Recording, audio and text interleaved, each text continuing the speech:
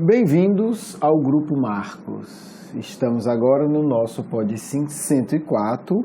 Meu nome é Carlos Luiz e é com muita alegria que nós fazemos este programa. Aliás, hoje eu estava pensando sobre isso, né? Qual o sentido do nosso PodSim? E fiquei um pouco angustiado, tentando encontrar um sentido íntimo, né? Porque o sentido externo não resolve a questão. E a resposta que eu encontrei é que o sentido do PodSim é nos aproximar. Por isso, o PodSim não vai ficar apenas no PodSim, né? O PodSim é o início de uma ponte do projeto do Grupo Marcos para que a gente possa estar mais próximo. Nesse ano, nós vamos ter vários convites a vocês para que vocês possam se engajar ou interagir mais com o Grupo Marcos. Lembrando também que já estamos com o curso, né? O Educação Espírita, um convite à juventude, que está sendo lançado todas as quartas-feiras. Bem, meus amigos e amigas, hoje a gente vai trabalhar, né? Vai ter mais um episódio da nossa série, né? Compaixão e caridade. A caridade, a compaixão, ela tem como base a empatia. O que é a empatia? A empatia é a capacidade que nós temos de nos colocar no lugar do outro. O que é a compaixão? É a capacidade de você sentir a dor e a alegria do outro. O que é caridade? Caridade é agir com compaixão. É a ação que se faz por conta da compaixão, não por nenhum outro interesse. Depois a gente vai trabalhar isso, pegar um caso do Novo Testamento, do Evangelho. Mas hoje a gente vai começar a se questionar o seguinte: os animais, eles possuem alguma semente de compaixão? Eles possuem algum tipo de compaixão? Só que compaixão é difícil a gente medir, então a gente vai para uma pergunta ainda anterior. Os animais sentem empatia? Os animais se comovem com o sofrimento de outro animal? Essa é uma pergunta bastante interessante. Existe um pesquisador, que tem renome internacional, o Frans de Waal. Ele está, inclusive, num documentário que eu vou já falar, e ele tem muitas pesquisas com animais para tentar perceber isso. Quer dizer, o animal se importa com o sofrimento do outro? E uma pergunta, o animal se dá conta que o outro sofre? O sofrimento de outro animal o sensibiliza? E aí ele fez algumas experiências bastante interessantes, experiências sérias do ponto de vista científico, acadêmico, e traz reflexões muito importantes, para nós seres humanos e para nós espíritas em particular. Olha que coisa interessante. Uma das experiências que ele montou, porque ele, no fundo, quer saber, o animal, primeiro, ele capta o sentimento, o estado emocional do outro, e segundo, ele se importa. Porque o animal pode captar, ele se dá conta que o outro está triste, mas está nem aí, que fique triste, que morra. Então, ele bolou algumas experiências bem interessantes. Uma é o seguinte: ele coloca animais numa jaula, em jaulas, são, obviamente, testes de laboratório. Essa experiência específica está no documentário, um documentário que está no Netflix sobre altruísmo, inclusive tem um depoimento dele, é bem interessante. E aí o que é que ele faz? Um dos macacos, se ele pegar, não lembro a cor, mas assim, digamos, se ele pegar a ficha preta, ele ganha um prêmio, alguma coisa para comer saborosa. Se ele pegar a ficha branca, ele ganha e o macaco que está do lado ganha. E ele vê o treinador parabenizando ele e o macaco do lado, digamos, se ele pegar a ficha preta. Se ele pegar a branca, o treinador, a pessoa que está lá fazendo o teste, dá o alimento só para ele e parabeniza somente a ele. E se ele pegar uma outra ficha, ninguém ganha nada. E é interessante ver que os macacos, na grande maioria, assim, no maior número de vezes que eles pegam a ficha, eles pegam a ficha que dá o prêmio para ele e para o macaco do lado. Quer dizer, há um senso aí de querer que o outro também receba, Então isso é o objetivo. Isso não é uma teoria, isso não é, alguém escrevendo sobre a bondade inerente da natureza, não é isso. São animais que são testados e que eles preferem adotar objetivamente um comportamento que gera um bem-estar para um outro macaco ao lado. Então, já mostra que há um senso de empatia, quer dizer, a alegria daquele macaco ao lado, de alguma maneira, o afeta positivamente, porque se não afetasse, ele seria indiferente, né? Ele pegaria aleatoriamente. Eu não vou entrar em detalhe, mas para isso, gente, é feito trabalhos estatísticos, né? Não é um pouquinho a mais, você tem erro. Então, quando a gente está falando isso, a gente está resumindo que depois disso ser catalogado e feito trabalhos estatísticos, se vê que não é por acaso, né? Não foi uma coincidência, isso é repetido dezenas de vezes.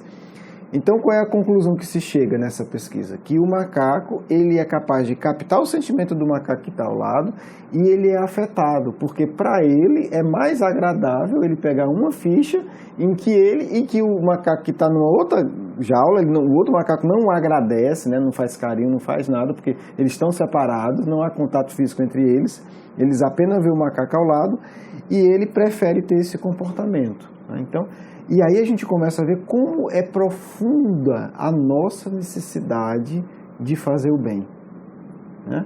E aí o Espiritismo, né, dialogando com a ciência, vai quebrar essa ideia tão infantil e tão superficial de que tem que fazer o bem porque disseram, tem que fazer o bem porque é certo, tem que fazer o bem porque um dia quando morrer tem recompensa. Não. Biologicamente, né, experiências com animais nos mostram que fazer o bem faz bem imediatamente para quem faz. Pelo menos até o macaco sabe disso, né? Depois vamos ver outras coisas. Outro experimento, esse é bem mais interessante, porque a gente não está falando de partilhar prazer. Como é que esse experimento, feito com macacos e gorilas? Tem um local de pegar alimento. Quando o macaco ou o gorila vai pegar o alimento, ele pega o alimento e um companheiro, o macaco ou gorila que está ao lado, recebe um choque. Então, olha que agora a situação se inverte. Ele não vai ter um prêmio para ele e para um outro animal. Ele, se tiver que se alimentar, a alimentação dele vai gerar uma dor num outro animal, num outro macaco. Olha que interessante. E aí se vê uma coisa fascinante, né? Fascinante. E só com essas pesquisas a gente vai ter uma noção da sabedoria do Livro dos Espíritos. Porque na época de Kardec, e ainda hoje no senso comum, instinto é uma coisa ruim. Não, tem que anular os instintos, né, são ruins. E os espíritos vão dizer para Kardec que não. Que os instintos são muito importantes. Os instintos são um tipo de inteligência. Os espíritos vão dizer que o instinto é uma inteligência não raciocinada. Então, cuidado quando a gente usar esse termo. Eu sei que é muito complicado. Toda vez que eu já dei aula sobre esse termo, as pessoas têm dificuldade em aceitar. Porque para elas o instinto é sempre ruim e ponto. Não é, gente. Para o Livro dos Espíritos, para a doutrina espírita, não é. Então, olha que coisa curiosa. O macaco pega o alimento, o outro companheiro leva um choque. Né? O que acontece? Os macacos ficam dias e dias sem comer. Para um companheiro não levar um choque. Ele disse que tem macacos que chegam a ficar 12 dias sem se alimentar. Você imagine, né? Quer dizer, né? A gente sabe o que é ter fome.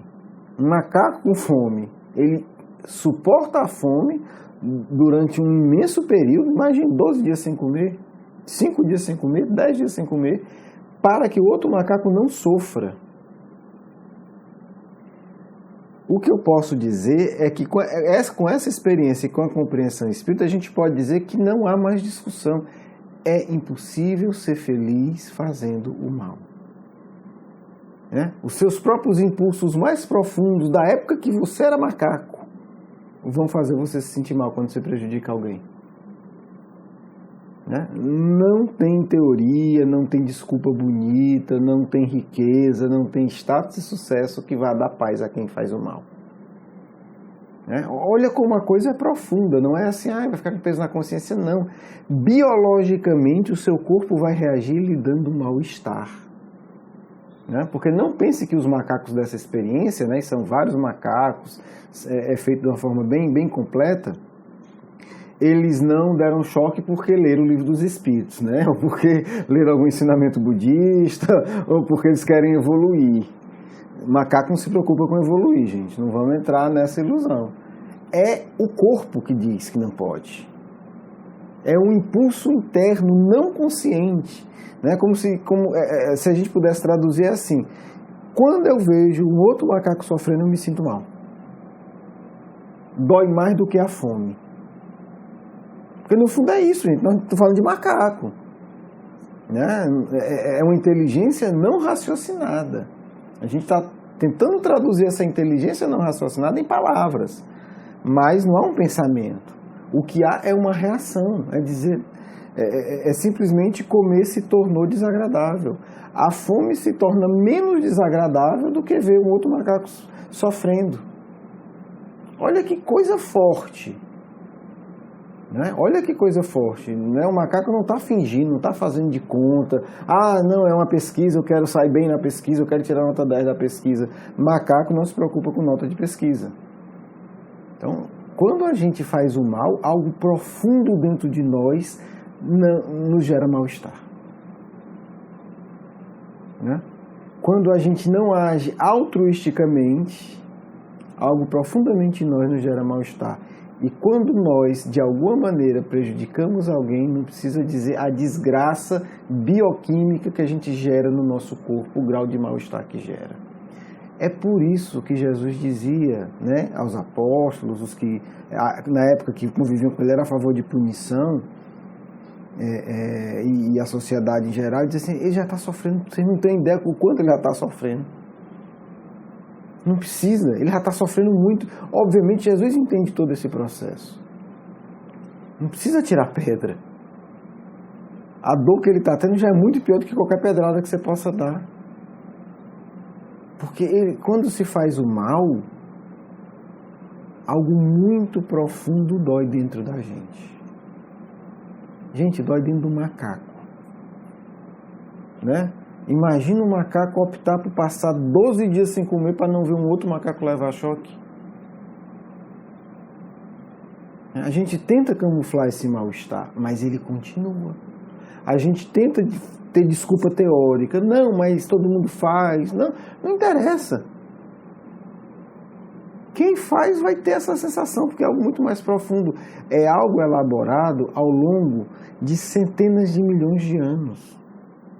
Né? Essa reação que a gente hoje está entendendo por conta desses testes de laboratório é uma reação estruturada ao longo de dezenas, de centenas de milhões de anos. Então não é uma coisa superficial, não é uma coisa simples. O que a ciência, né, nesse caso específico, está dando para a gente é só um vislumbre. Essas pesquisas estão no começo. Imagina isso daqui a 50, 100 anos, quando isso vai, né, se aprofundando, quando começar a ver o cérebro do macaco como é que reage, os batimentos cardíacos, as reações bioquímicas do corpo dele quando vê um outro macaco, né, mal. E isso possivelmente já está, talvez até, ou está sendo feito ou está muito próximo de ser feito, tá certo? Coisas muito mais sutis. Então o que acontece? O que a gente está começando a ver é que a natureza, a estrutura da vida, ela é profundamente sábia e não é uma mera teoria, uma mera opinião social, uma mera ideia. Eu vou contar apenas mais uma experiência, né? A gente já está chegando aí no final, que esse mesmo pesquisador, ele vai... Essa primeira experiência está no documentário, essas duas outras não. Essa que eu contei, a que eu vou contar, está num livro desse autor. E aí ela é a seguinte: os macacos têm senso de justiça? Olha que pergunta forte, né? Macaco tem senso de justiça? Né? Como é que pode, né? Ele tem noção de certo e errado, de justo e injusto? O que é que ele fez? Pegou vários macacos, deu uma espécie de ficha, um brinquedo para cada um, uma peça idêntica para cada um, e ele ia com o macaco e trocava isso por uma fruta que eles gostavam. Só que os macacos gostavam muito mais de uva e muito menos de pepino. Então, nos primeiros macacos, ele troca a ficha e dá uma uva. Ficha ou uva. E os outros macacos vendo. em determinado ponto, ele começa a pegar as fichas e dar pepino, que os macacos gostam menos. Sabe o que acontece? Alguns macacos não cheiram, vê que é pepino e não comem. E outros pegam o pepino e jogam na cara do pesquisador. Quer dizer, você está me enganando. Que história é essa? Eu dei a mesma ficha. E isso é legal, parece uma brincadeira, mas é interessante porque o macaco tem senso de justiça. Né? Se ele ganhou uma uva, por que eu vou ganhar uma coisa pior se eu estou dando a mesma coisa? Né? Se eu reagir igual a ele, se eu fiz a mesma ação, eu quero o mesmo prêmio. Obviamente isso não é raciocinado, mas é uma percepção não racional de justiça. Então isso é para a gente começar a entender que quando os espíritos falam da sabedoria do instinto e quando os espíritos falam de lei de Deus, a gente está falando de impulsos profundos que estão em toda a natureza. Hoje a gente está começando a descobrir macacos e gorilas, né? Eu não tenho dúvida que a gente vai descobrir coisas muito, muito mais interessantes quando esse tipo de pesquisa, né, e Deus nos ajude, sejam desenvolvidas e sejam ampliadas e divulgadas. Tá certo? Então a lei de Deus, ela não é uma teoria, né, a ser pregada, ela não é uma teoria que vai nos impor uma coisa. Isso é tolice, gente, isso é besteira. O importante é a gente entender o quê? Que lei de Deus é algo que age de dentro para fora. Não é eu vou falar isso para agradar os espíritos. Isso é uma fase infantil da religião. A gente já está no nível que o espiritismo nos proporciona de entender que é algo de dentro. É um sentimento profundo interno. Né? O nosso prêmio é a nossa punição. Né? O bem-estar maravilhoso ou o mal-estar, mesmo que a gente disfarce. Então, agindo, né, segundo a natureza, segundo os impulsos reais e não os impulsos distorcidos que a gente tem, certamente seremos felizes. A gente vai continuar esse tema, né? Como vocês sabem, é uma série.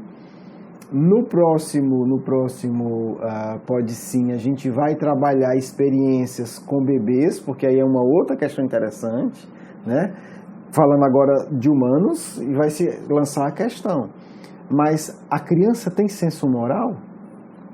Aí você vai dizer, deve ter, né? Que se macaco tem, mas ciência tem que pesquisar. E aí a gente vai ver pesquisas interessantes, né? Como é que eu pesquiso se um bebê de 3 meses, de 6 meses, que ainda não fala, né? Que ainda não teve tempo, digamos assim, de ser educado pela sociedade, ele vai ter algum senso moral ou serão os macacos mais inteligentes que as crianças? Né? A resposta fica fácil, inicialmente, para nós espíritas, a gente sabe que há um processo evolutivo. Então não faz sentido um bebê humano, né, ser menos evoluído do que um macaco adulto. Mas mesmo, né, se você pegar o Einstein dos macacos e o bebê humano mais burro, o bebê humano tem que ganhar, porque ele é humano, ele está num nível acima. Mas a questão é como é que isso é provado, como é que isso é comprovado em pesquisa. Então esse vai ser o tema do nosso próximo encontro, se não tiver nenhum programa extra, né? Como vocês sabem, a série a gente às vezes, né, intercala com outros temas, mas será o próximo programa da nossa série. Quero agradecer a todos, quero falar do profundo carinho, né, em estar com vocês nesse momento e deixar claro que nosso desejo é que haja uma aproximação maior de vocês com o Grupo Marcos. Há muitas propostas interessantes para todos nós. Todos que estão ouvindo podem colaborar. E vamos, né, os que quiserem, já começar a orar, se vocês puderem, orar uma vez por semana, né? Pode até ser agora no final do programa, fazer uma vibração, para que a gente vá criando um campo energético para formarmos o Grupo Marcos, né? um outro ciclo, né? Um outro círculo mais amplo de amigos do Grupo Marcos. Vamos começar a fazer isso, porque a gente sabe que toda a construção real começa no plano mais sutil. Então eu já peço, aqueles que querem de alguma forma estar mais próximo, comecem a orar por esse grupo que a gente ainda não vê, mas já existe, né? Vamos orar uns pelos outros para que ele se forme. E aí todos vão poder colaborar, divulgando no Facebook, mandando e-mail, imprimindo coisas, encaminhando e-mail. A gente vai ter várias formas de colaboração para que todo mundo, de fato, possa colaborar. Pessoal, um grande abraço, com muito carinho me despeço, né? Se Deus quiser, encontramos vocês na próxima semana. Vamos agora para a nossa segunda parte.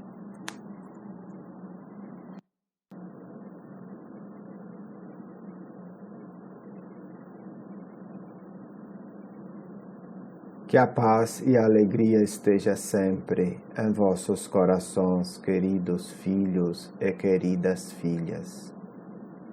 A luz do Cristo, ainda tão pouco aceita, poderá revelar a todos vocês a grandeza da obra do nosso Pai, que envia Ele como irmão, amigo mais velho, para mostrar como se pode conquistar verdadeira felicidade.